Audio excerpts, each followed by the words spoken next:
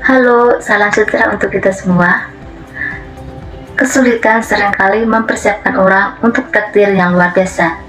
Jadi, pertama-tama perkenalkan saya atas nama Kasilda Anjendarium kelas 2023B Keperawatan dengan NPM 232011047 Fakultas Ilmu Kesehatan Universitas Katolik Indonesia Santo Paulus Ruteng. Jadi, selama 1 jam ke depan akan membahas materi tentang demam berdarah denggi. Jadi, pengertian dari demam berdarah denggi adalah penyakit infeksi yang disebabkan oleh virus dengue dan ditularkan melalui gigitan nyamuk Aedes aegypti. Nyamuk ini biasanya itu terjadi pada siang hari dan sering ditemukan di lingkungan sekitar atau tempat tinggal manusia. Yang kedua, saya akan menjelaskan tentang gejala DBD. Gejala DBD dapat bervariasi, mulai dari ringan hingga berat. Beberapa gejala umum yang sering terjadi antara lain yang pertama itu demam tinggi. Demam tinggi ini suhunya itu di mana suhu tubuh itu bisa mencapai 40 derajat Celcius. Yang kedua itu sakit kepala hebat. Sakit kepala hebat ini di mana terutama itu rasa itu di belakang mata. Yang ketiga, nyeri otot dan sendi. Nyeri otot dan sendi ini di mana nyeri ini itu sangat intens. Yang keempat itu mual dan muntah. Mual dan muntah itu terkadang disertai dengan diare. 5 itu pendarahan. Pada kasus yang lebih parah itu bisa terjadi pendarahan seperti mimisan, gusi berdarah, atau muncul bintik-bintik merah di bawah kulit. Dan yang ketiga itu penyebab utama DBD.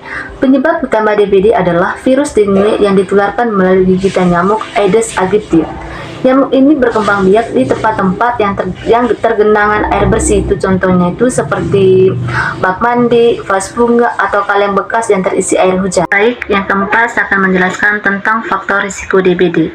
Faktor risiko DBD ini ada 4 poin penting. Yang pertama itu tinggal di endemis. Tinggal di endemis ini yang dimana daerah dengan kasus DBD yang sering terjadi. Yang kedua itu musim hujan, di mana cuaca yang lembab dan banyaknya genangan air menjadi tempat berkembang biakan nyamuk. Yang ketiga itu keadaan lingkungan yang tidak bersih. Contoh keadaan lingkungan yang tidak bersih ini, yang pertama itu adanya penampungan air yang tidak tertutup. Yang keempat itu sistem kekebalan tubuh, di mana organ sistem kekebalan tubuh yang lemah itu lebih rentan terkena penyakit demam berdarah dengue. Yang kelima saya akan menjelaskan tentang komplikasi DBD.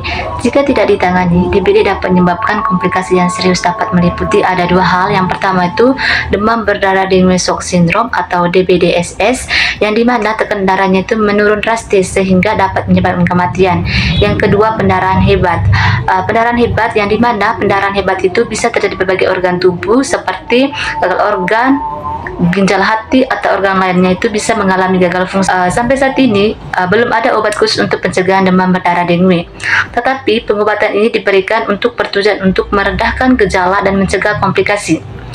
Dan penderita DBD itu perlu banyak istirahat, minum banyak cairan, dan segera membawa ke fasilitas kesehatan jika kondisinya itu baik. Dari upaya yang bisa dilakukan untuk pencegahan DBD antara lain yang pertama itu membersihkan lingkungan. Dengan kita membersihkan lingkungan itu dapat menghilangkan tempat-tempat yang dapat menjadi serangan nyamuk, terutama itu genangan air. Yang kedua itu menggunakan kelambuk, contohnya itu saat tidur, terutama pada siang hari karena nyamuk Aedes aegypti ini sangat aktif pada siang hari. Yang ketiga itu menggunakan obat nyamuk, baik berupa lotion, semprot, atau bakar. Yang keempat tuh memakai pakaian yang tertutup yang menutupi seluruh tubuh, contohnya itu pada pagi hari dan sore hari saja. Yang kelima itu meningkatkan kualitas hidup. Dengan kita mencegah DBD itu dapat kita punya hidup sehat dan produktif. Dari materi yang saya paparkan tadi dapat kita simpulkan bahwa betapa pentingnya merawat diri dan menjaga diri agar tetap sehat di era penyakit yang tiada habisnya. Baik, sebelum saya menutup layar ini, terlebih dahulu saya akan membacakan sebuah pantun. Paginya makan Indomie, siangnya makan bubur kentang. Sekian saja materi hari ini. Sampai jumpa di lain waktu. Dadah.